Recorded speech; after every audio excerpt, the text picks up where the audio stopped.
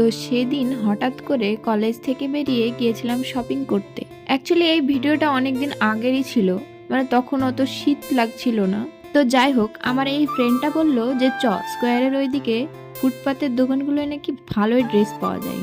আমি আরও গেছিলাম শীতের কালেকশন কি কি উঠেছে তাই দেখতে। তারপর একটা দোকানে গেলাম, ওখানে একদমই ভালো কিছু তেমন ছিল না, তাই ওখানে আর বেশি ঘাটাঘাটি না করে চলে গেলাম অন্য একটা দোকানে। তো এই দোকানটায় এসে দেখি এখানে বেশ ভালোই কালেকশন ছিল, মোটামুটি ভালোই কালেকশন ছিল, কিন্তু আমার তেমন কিছুই পছন্দ হচ্ছিল না। বাট এই কুর্তিটা বেশ ভালোই লাগছিল, কালারটাও খুব সুন্দর ছিল আর ডিজাইনটা মোটামুটি ছিল, তাও আমি নিলাম না, অত পছন্দ হয়েছিল না। তো আমার যে ফ্রেন্ডটা ছিল ওই সব নিল জানিওয়ার। তো ওখান থেকে আমরা বাইরে বেরিয়ে গেলাম বাজার কলকাতায়। বাজার কলকাতায় গিয়ে বেশ ভালোই কালেকশন ছিল, বাট আমি চাইছিলাম যে বাজার করতে আসলে একবারেই সব কিনে নিয়ে যাবো, ওই বারবার আসতে আমার ভালো লাগে না। তো আমি এখান থেকেও কিছু নিইনি।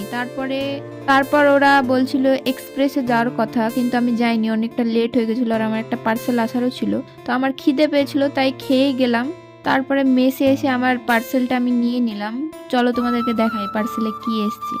আমি একটা কিউট র্যাবিট ল্যাম্প অর্ডার করেছিলাম, আমি ভাবতে পারিনি এটা এতটা ভালো আসবে। যাই হোক, এটা একজনকে গিফটে দেবো বলে অর্ডার করেছিলাম। এটা খুব সুন্দর এসেছিলো। তোমরা কমেন্টে বলো তোমাদের এটা কেমন লাগলো। তারপর আমাকে আবার রান্না করতে হলো, এখানে তো মা নেই, তো আমাকেই রান্না করতে হবে। আমি সেদিন পেঁপে ভাজা আর বেগুন ভাজা করেছিলাম। তারপরে হঠাৎ করে দেখি একটা কালো কি একটা জিনিস ছিল, কাছে যেয়ে দেখি এটা একটা বাদুড় ছিল। আমি ভাবছি বাদুড় কিভাবে আসলো ঘরের মধ্যে, মানে কোথা থেকেই বা আসলো দিনের বেলায়।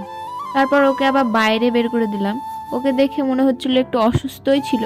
তো যাই হোক, আমি মনে মনে ভাবছিলাম আমাদের স্যারকে দিলে হয়তো খুশি হয়ে যাবে, তো তাও ওকে ধরলাম না আমি। তারপর বিকেল বেলায় আমার রুমমেট বাইরে গিয়েছিল, তাই ওকে বললাম আমার জন্য কিছু ফুচকা আনতে। তো ও নিয়েও এসেছিল, কিন্তু ফুচকাতে এত ঝাল ছিল, মানে আমি বেশি ঝাল খেতে পারি না, তো ফুচকাটা বেশ টেস্টি ছিল। তারপর আমার রুমমেট বললো যে কি আমাকেও একটু দে, তো ওকেও দিলাম আমি ফুচকা।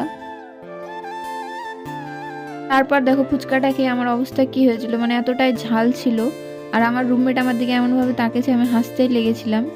তো আজকের ভিডিওটা আমি এখানে এন্ড করছি, দেখা হচ্ছে নেক্সট কোনো ভিডিওতে। ততক্ষণ তোমরা সুস্থ থেকো, ভালো থেকো, টাটা।